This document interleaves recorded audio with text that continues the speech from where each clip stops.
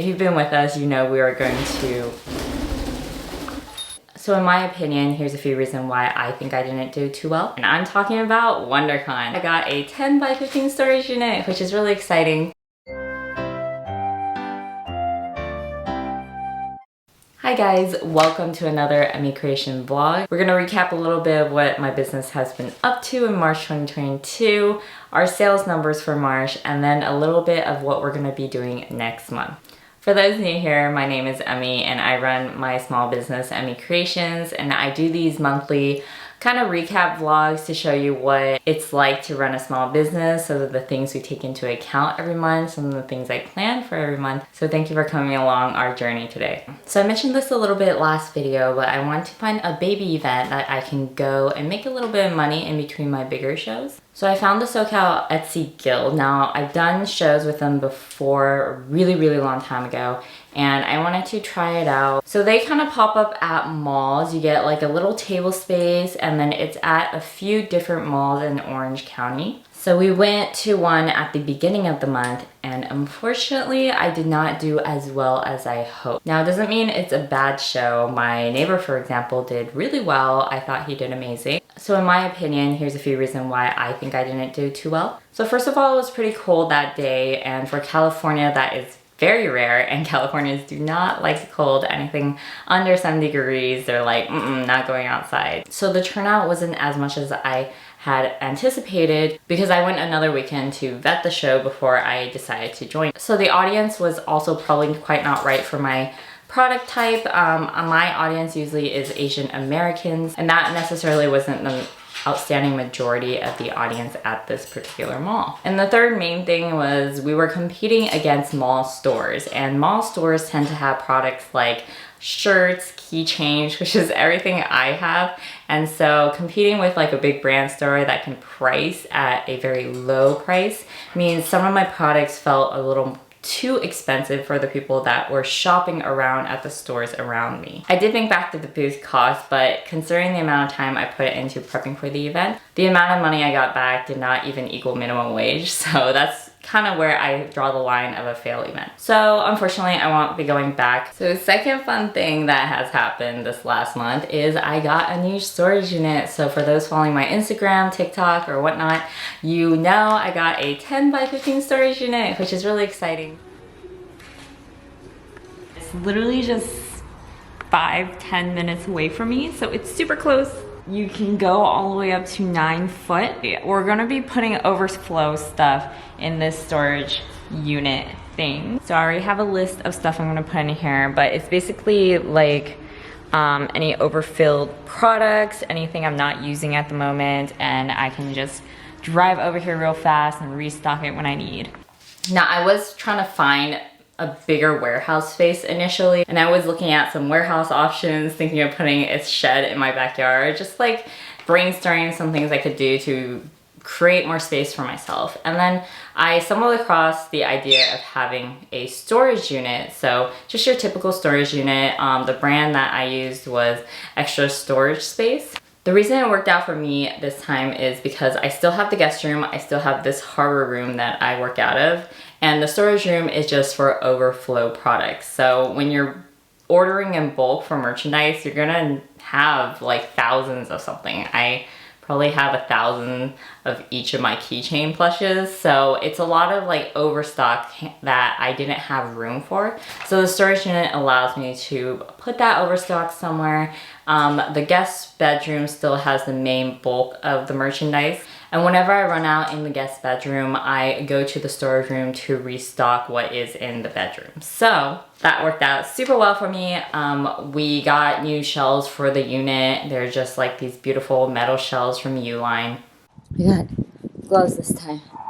It's so heavy, and my hands are hurting from the metal and the other stuff. So work gloves. And there's still a lot of room that I can grow into in the storage unit. As you can see in the video, I only use like 2 walls, so I still can put shelves on the other side and in the middle. So pretty excited for it. It works out really well for me right now, but I am still considering looking for a full warehouse space because I am still kind of like growing out of the guest bedroom. So when I have more merchandise, I'm not entirely sure where I'm gonna stuff it. I think I have like, I think I opened up 2 little spaces that I still can use for new merchandise, like new shirts and stuff like that.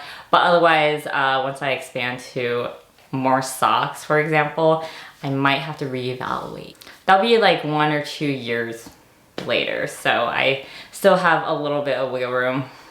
So some people have asked, the storage unit costs $260, including insurance, every single month, which is really not bad. I was looking at warehouses and they cost up to $1,000 a month. I was like, oh my gosh, $250 sounds great. For those who saw the last video, you guys will have known I am working on my email revamp and I am finally done with it. Specifically the welcome emails. So basically once you join the mailing list, I send you a series of email introducing myself, my brand, and you get a little discount at the end. So let me show you them. This is the first one. It goes through what you get being on the mailing list. And then this is the second one. It goes through a little bit of my history with the business, how I got started, and how we're going on right now. And then the next one is a little bit of how, where, and what. How we make our products, what are some goals for our business, and that we're a family business. So super cute little icons there. And then finally, the last one, I decided to give them a little discount. So couldn't have done this without you. Thank you for staying on the mailing list, and here's a 10% off coupon. And that concludes the 4 email list. So I also showed it to my mastermind group and they were like, it's totally on brand for you. It looks super cute. It has all our 3 bird mascots in there. And then going forward, I also want to revamp a lot of the other emails that my website sends my customers. For example, order confirmations, your stuff has shipped, or leave a review, those kind of emails. And I also want to start brainstorming ideas of how to get people excited to actually join the mailing list. I do have the wallpapers, like the phone wallpapers right now that I do every month, but I wonder if that's enough. I have like a secret shop for mailing list people, but I haven't been very attentive of it. So we'll see what I can do with that.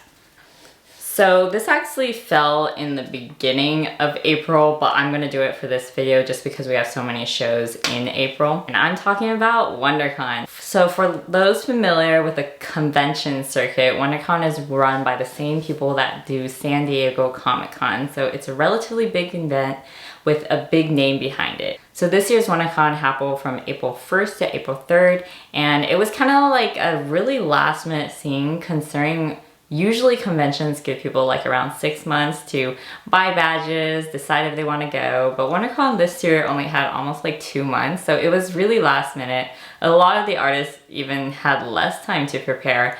I got my notification 1 month before WonderCon happened. It was a great opportunity for me. I was super excited for it. I went to WonderCon a while back in the Artist Alley, but this time I had a 10 by 10 booth. This year was a little different where we could actually drive up to our booth with our cars. Usually you don't like any vehicles inside. You have to park outside the convention and then they'll move your stuff in for you with carts. So that was a very interesting experience. But on the 10 by 10 note, I definitely love a bigger space. Like Artist Alley is so small, you get like one little table, and I feel like my merch has expanded a little too crazy, so it doesn't really fit in Artist Alley booth anymore. Or else I have to cut a huge percent of my merchandise out to fit the booth, and that always makes me a little sad having to decide what to show and what not to show. So I was able to bring everything to Wondercon, so I was super excited about it, and I got a new top banner with Emii Creations on the top. So that like turned out and looked super cute. And a lot of people have been talking about it. It was slower than normal. One of the reasons was, as I mentioned, there was not a lot of time for people to prepare to decide to go. And another thing was that they did increase the badge prices from, I think, $80 to $140. So that's like a significant increase. So people that are right now struggling with like inflation and stuff like that have an added cost of the badge price being more. And a lot of attendees were saying that WonderCon panels and the people there were less than normal, so you're paying more for less almost this year. So I feel like that caused a lot of people not to want to go this year. So I think badges did not sell out, which is really weird for WonderCon, like attendee badges. But I am not complaining because I know there's some people that didn't even make the booth back, or like were really struggling even the last day to make the booth back. So I felt that I was very lucky to have so many awesome people come to my booth and want to spend money on my stuff that I was able to make the booth back and have a little extra money. So that really helped me this year because I don't have a lot of shows at the beginning of the year. So it gets a little hard for my business financially at the beginning of the year. So this was so needed for me, and I was so thankful to be there and to be welcomed by everybody and to see everybody. I saw a lot of returning customers, so that was really fun. And the cool thing is, once you get into WonderCon, you can sign up for next year at the show. So I'm already signed up for WonderCon 2023, so if you're interested in seeing me there, be sure to check that out. And a little bit of time was also spent preparing for Wholesale. So a Wholesale show, the Noted show specifically, is coming up, and I actually finished my catalog, got it printed. There's some little mistake the first time they printed, but I use U-printing and they always fix their mistakes for me personally.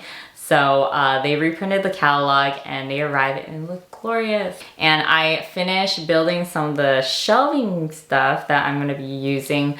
I actually use, here's a little hack for those people interested in building the custom little shelf thingies or who want to go to Wholesale and looking for ideas. So I actually use molding, like the molding that you use on your house for door frames, for like the bottom of the stuff that runs along the bottom of the rooms. So I buy molding from Home Depot. I saw it into the size I want, and then I'll put like little hooks on them. Here's basically what it looks like. So this is like house molding, and then I just cut it down to the size I need for the display, and I put little hooks on it, and it looks so lovely. It's already pre-primed with the color. I'm also doing it for my car display. I'm in the process of making that actually right now, so you'll probably see that next video, and I'm excited to see how it looks at the actual Wholesale market.